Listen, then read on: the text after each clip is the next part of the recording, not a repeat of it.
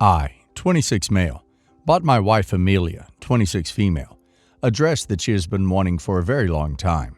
It was a very expensive dress, but it was worth it. Amelia has been taking care of our daughter, Amara, 4 female, while doing most of the cooking and cleaning. My sister Sarah, 30 female, asked to borrow the dress the day after my wife got it for a wedding she was attending. Amelia told her no because the wedding was out of state, and she just got it and didn't really want other people wearing it. I thought that was the end of that, but last weekend I got a call from my wife saying that the dress was missing. I immediately knew that Sarah took it because she was the only person who was in our house after Amelia got the dress. 2 days ago, after I saw on Sarah's Instagram that she was wearing Amelia's dress, I immediately called Sarah and started yelling at her to come back and return the dress. She started crying and spewing apologies about how she really liked the dress. The day after that, Sarah came to the house with the dress in hand. The dress was white when I bought it, and it looked yellow now. The dress was literally stained beyond repair. I was livid, and I told her that she had to pay me back every penny I spent on the dress. She said that the dress was too expensive and she couldn't afford it. I told her that she should have thought about it before, and if she didn't pay it back, then I would take her to court. Sarah ended up giving me back the money for the dress. Last week, I got texts from Sarah's husband and my mom telling me how much of a terrible human being I was for making Sarah pay me back for the dress. Sarah's infertile, so her and her husband are spending all their money on IVF. She can't pay for the IVF anymore because she had to pay me back. I told my mom that wasn't my problem, and she could have got a dress from the second-hand store, which would have been way cheaper than taking an expensive dress that she ended up ruining. My parents told me that I was heartless and needed to put myself in Sarah's shoes. I don't think what I did was wrong, but it's not going to hurt to ask some outside opinions. Not the a-hole. Sounds like she isn't mature enough to have a kid anyway. I'm thinking IVF may not be a good idea. Not the a-hole. Your sister stole something that wasn't hers after she was told she couldn't borrow it. It sounds like she wore the dress before your wife even got a chance to enjoy it, and wore white to someone else's wedding too. Your sister is a real piece of work. Not the a-hole. She stole a new expensive dress, ruined it, but people think you are wrong for making her pay you back? Oh no, you are not the a-hole, but everyone who sides with her is. Having fertility issues is not a license to lie and steal. Good for not bowing to family pressure. Glad you got the money back. I bet your parents gave her the money. Not the a-hole at all. Your parents are, though, for enabling your sister to continue thinking she did nothing wrong. It's interesting that you're even asking about this. It sounds like there's a dynamic in your family of your parents helping your sister to make bad decisions and not learn from them. You've been conditioned to think that's normal. Don't feel one iota of guilt. First of all, IVF is often unsuccessful, and it's normal to have to get multiple courses. I'm guessing the dress is somewhere around $300 to $500. The harsh reality is that if your sister is wiped out financially by having to pay for that dress, then she can't afford IVF, or a pregnancy, or a baby. Sadly, having a baby even without IVF is very expensive. She did this to herself, and good on you for drawing a boundary. Make sure to draw another one. However she managed to get a hold of the dress, make sure to fix that. Change the locks if necessary so she is never in the house alone. Also, refuse to be drawn into discussions about this. She'll only chip away and lay on the guilt. Keep it short and sweet. You broke into someone else's house and stole an expensive item you were explicitly told you couldn't have. Then you ruined it. You were the only person to blame. End of discussion. I'm a 28-year-old woman, and I do not have a relationship with my father. He left our family for a younger woman when I was 18.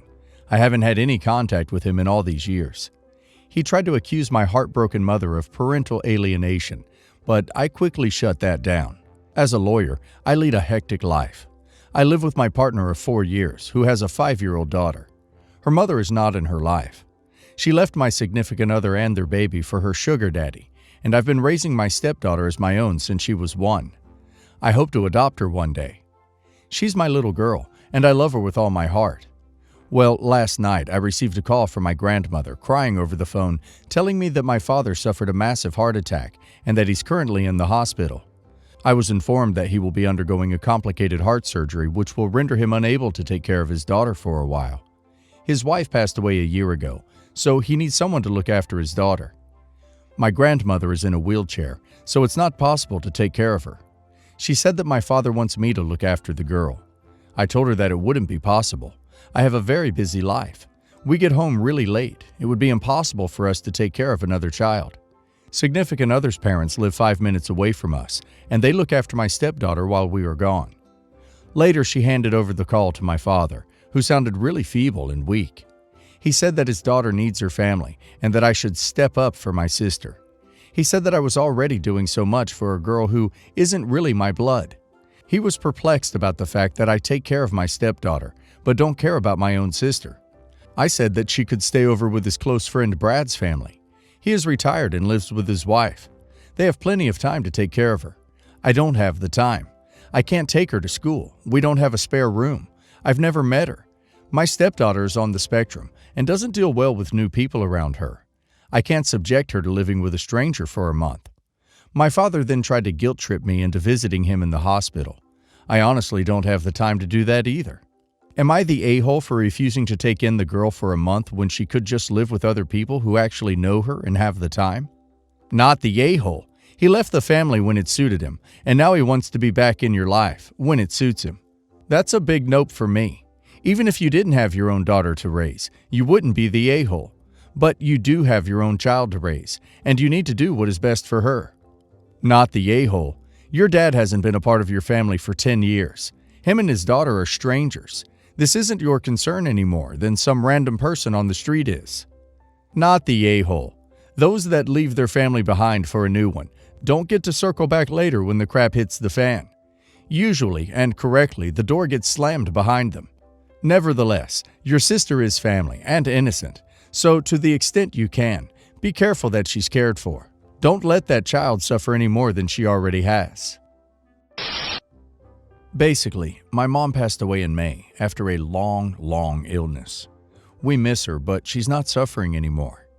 My mom was at best a difficult person to get along with, but I did the best at getting along with her. As such, I'm the executor of her estate.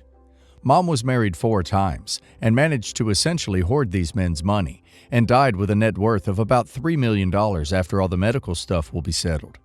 It's supposed to be divided between me, my brother, and his kids, and my stepsister, at least according to my mom's will. Edit.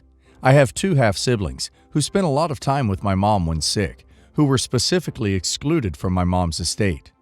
I can't stand my stepsister, who was a horrible jerk growing up. She was mean to my mom and was just a prissy, judgmental brat. But my mom loved her. Stepsister's dad was my mom's true love husband, and would often talk about being reunited and referred to my stepsister's kids as her favorite grandkids, even though they'd never met, much to the chagrin of my brother and his wife. However, my stepsister did not even call, or much less visit when my mom was sick, and we were pretty sure she knew. My mom always held out hope that she'd get to see stepsister one more time, but it never happened. Well, it's time to execute the will. It stipulates that I have to put a good faith effort to find my stepsister and give her her share, and that if she can't be located in a year, her share is to be split between my brother and I. But after explaining the situation, the estate lawyer says that good faith is up to wide interpretation. I looked up my sister on Facebook and didn't find her, and basically he said if I do that once a month or so for the next year, I've done my part. The issue I'm seeing is this is life-changing money for my sister, just under $1 million, and she is supposed to get it according to my mom's will. However, her share means I can buy up to an entire condo complex and essentially be an absentee Airbnb landlord and just have that as my job. My sister also made no effort to track down my mom or visit when she was sick. I'm also going with lawyer's advice here, but am I an a-hole? You need to hire a search firm using her portion of the proceeds to fund the search. Otherwise, yes, the a-hole.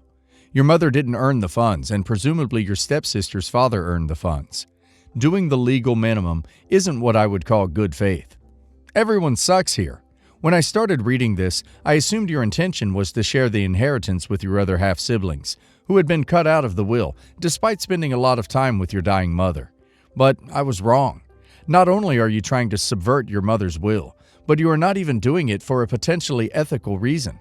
You're doing it simply to enrich yourself selfishly, and there's no ethical justification. Yes, the a-hole, But it sounds like your mother and stepsister were not shining stars either. Yes, the a-hole. You're willfully ignoring the wishes of your mother.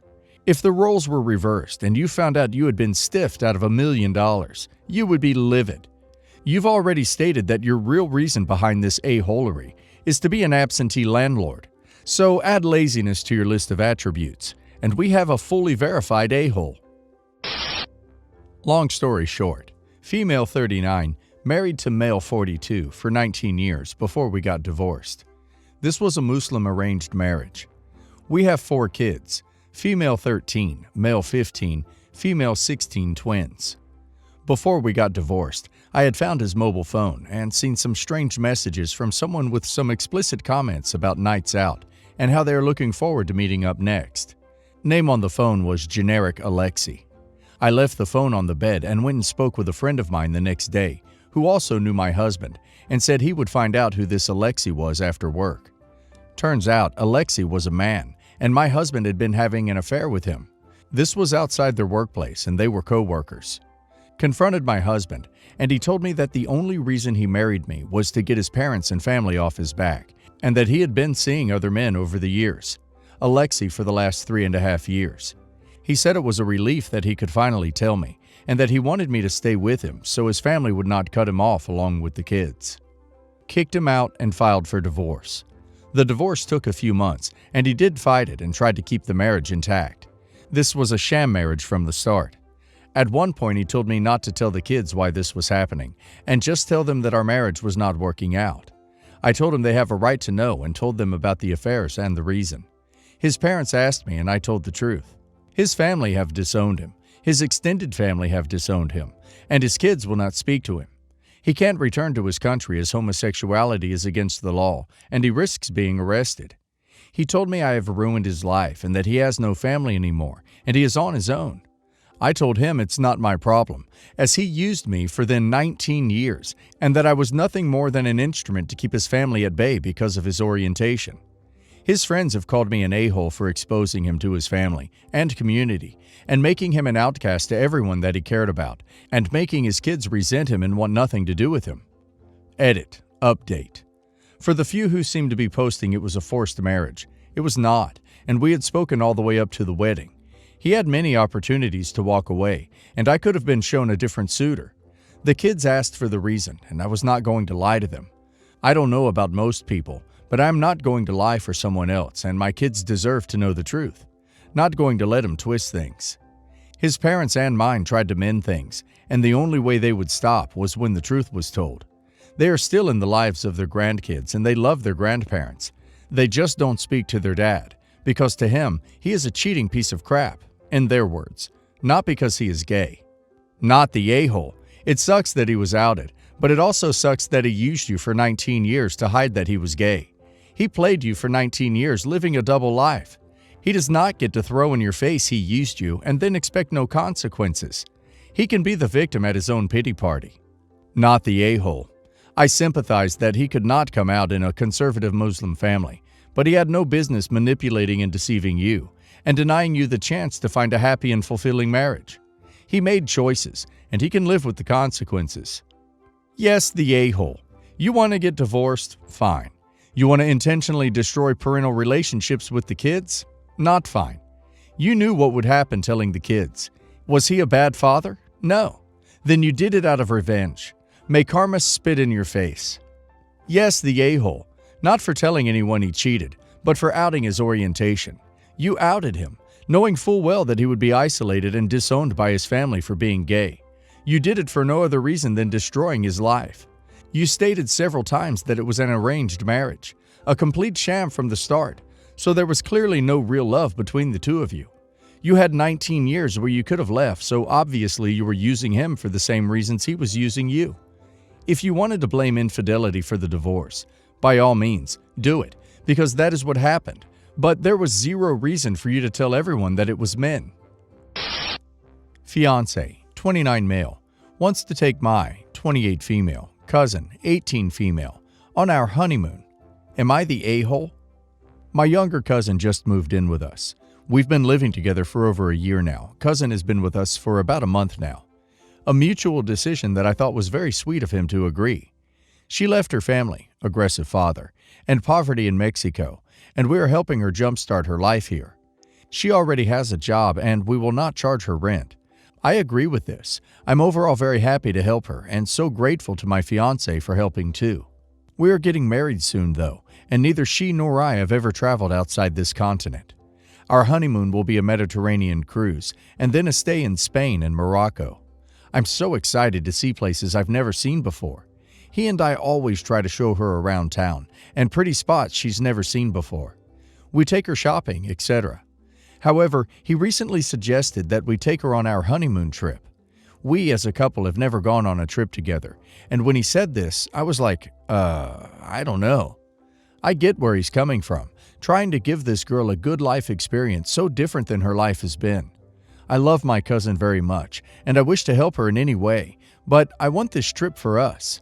I don't think I will like making this trip all about showing her how great life is outside of what she knows.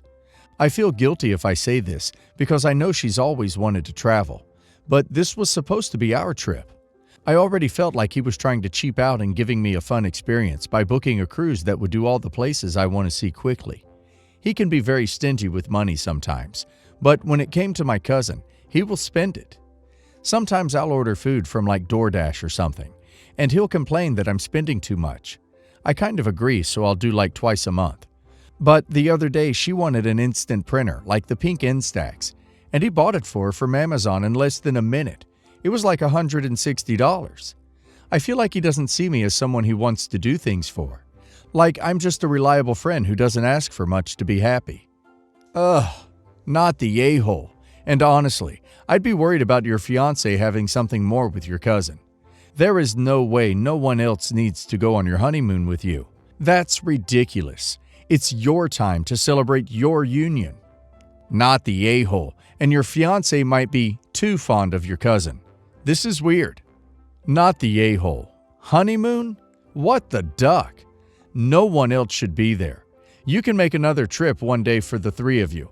Plus, I really hope he sees himself as a father figure, because it's so weird that she's more important to him than you are. Gives a creepy cheating vibes.